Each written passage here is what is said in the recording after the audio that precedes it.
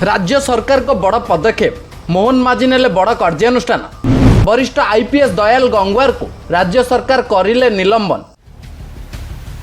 हाँ दर्शक बंधु, राज्य प्रशासन ने बड़ धरणर कार्यानुष्ठान दुर्नीति और क्षमतार अपव्यवहार प्रति शून्य सहनशीलता नीति को पुणी थे स्पष्ट कर मुख्यमंत्री मोहन चरण माझी। गृह विभाग एसडीओ भावे कार्यरत वरिष्ठ आईपीएस अधिकारी दयाल गंगवार को राज्य सरकार निलंबन करिसेंते।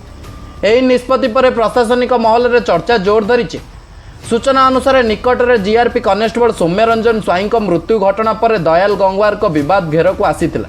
सौम्य रंजन को परिवार तांको विरोध में गुरुतर अभियोग आनिथिले।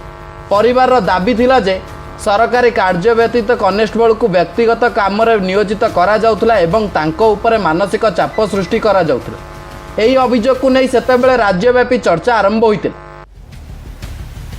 घटना पर सरकार प्रथमे दयाल गंगवार को एडीजी मुख्य कमिशन पदवी हटाई गृह विभाग एसडीओ भाव बदली करथिले, किंतु मामला को नहीं विवाद थमी नथिला।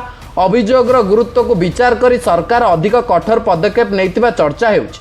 एबे मुख्यमंत्री मोहन चरण माझी निर्देश क्रमे दयाल गंगवार को निलंबन करा जाय।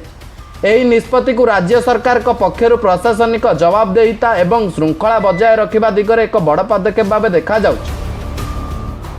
एबे एठारे गोटिए कथा स्पष्ट करने आवश्यक।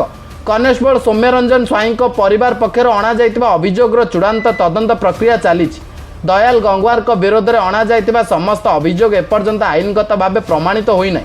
निलंबन एक प्रशासनिक पदक्षेप होइतिबा बेले मामलार अंतिम सत्य तदंत पर ही स्पष्ट हेबो।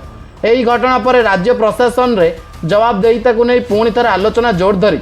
सरकारक एही पदक्षेप पर आगामी दिन में मामलार तदंत केउं दिग को जाउछि एवं आउ केउं पदक्षेप ग्रहण करा जिवो ता ऊपर समस्तक नजर रही। ब्यूरो रिपोर्ट, खुलासा न्यूज।